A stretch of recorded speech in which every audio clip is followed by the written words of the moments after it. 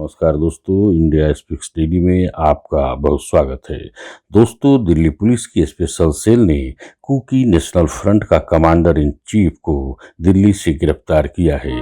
Delhi police की special cell ने मणिपुर के प्रतिबंधित उग्रवादी संगठन कुकी नेशनल फ्रंट के स्वयंभू कमांडर इन चीफ को दिल्ली की द्वारका से गिरफ्तार किया है।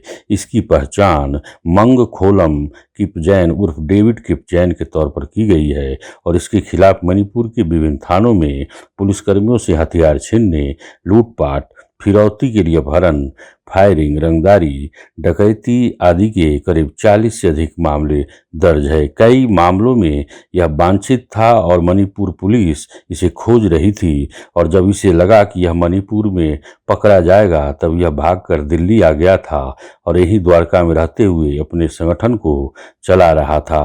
अभी तक के पूछताछ में जो जानकारी मिली है उसके मुताबिक मंगखोलम मणिपुर जिला के कंग पोकपिच का रहने वाला है। इसके पास मणिपुर में सशस्त्र उग्रवादियों का एक बड़ा नेटवर्क है जो वहां पर आए दिन उपद्रव करते रहते हैं। इनकी योजना मणिपुर में जो काम कर रहे हैं विभिन्न कंपनियां, उनके मालिक या कर्मचारियों को अगवा करके उनसे फिरौती वसूलना था ताकि इनको मोटी रकम मिल सके। लेकिन इस बीच मणिपुर पुलिस ने इस स्वयंभू कमांडर के दिल्ली में छिपे होने की जानकारी दिल्ली पुलिस के स्पेशल सेल को दी थी। इसके बाद इस अपराधी को द्वारका सेक्टर 7 से गिरफ्तार कर लिया गया। पूछताछ में पता चला है कि ये जो खुद को अपने आप को स्वयंभू कमांडर बताता है वह महज 7वीं पास है और 2018 में मतलब करीब 3 साल पहले अपने ही गांव में जो इस तरह के कुकी नेशनल फ्रंट का कैडर था उसमें ये शामिल हुआ और फिर अन्य बदमाशों के साथ मिलकर मणिपुर में रंगदारी, लूटपाट, डकैती आदि आपराधिक वारदात को अंजाम देने लगा। साल जून 2020 में इसने अपना एक नया ग्रुप बनाया और फिर इसने कई पुलिसकर्मियों के साथ बदसलूकी की, उनके हथियार छीने, कई लोगों के फिरौती किए, अपहरण किए, उगाही किए और इसने इस तरह का आतंक मचा दिया था कि मणिपुर पुलिस इसको तलाश रही थी लेकिन वह वहां से भागकर दिल्ली आ गया था।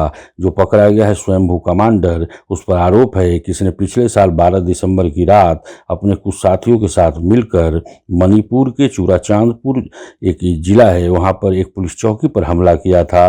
2 संतरियों को अपहरण कर लिया था, उनकी सर्विस रिवाल्वर जो थी उनको लूटा था, राइफल इंसास जो था उनको लूट लिया था। इस मामले में मणिपुर पुलिस ने इस स्वयंभू कमांडर के 8 साथियों को तो गिरफ्तार कर लिया था लेकिन यह फरार चल रहा था। इसके साथियों की जब गिरफ्तारी की गई थी तो उसके पास से 6 अवैध हथियार और लूटी गई इंसास राइफल को बरामद किया गया था। मंगखोलम के बारे में बताया जाता है कि वह 18 फरवरी को इसी साल एक नेपाली जो नागरिक है टिक्काराम रिजाल, उनका मणिपुर में अपहरण कर लिया था। उनके परिजनों से मोटी रकम वसूली थी। इस मामले में इसका जो भाई है हाओ पिलुन किगपैन, उसको गिरफ्तार किया गया था और जो किपगेन है इसका छोटा भाई जिसको गिरफ्तार किया गया उस पर भी कई तरह के आपराधिक मामले दर्ज है और वो महज 20 साल का है, जबकि ये खुद को जो स्वयंभू कमांडर अपने आप को बता रहा है इसकी भी अधिक उम्र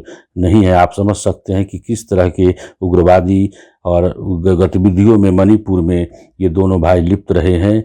और आपको जानकर यह भी हैरानी होगी कि 13 सितंबर को इसी व्यक्ति ने मणिपुर में काला दिवस मनाने की घोषणा की थी और जितने भी जो राज्य में वाहन आते जाते हैं उस पर प्रतिबंध लगा दिया था और जितने भी सरकारी प्रशासनिक कार्यालय हैं उसको बंद करने की घोषणा की थी।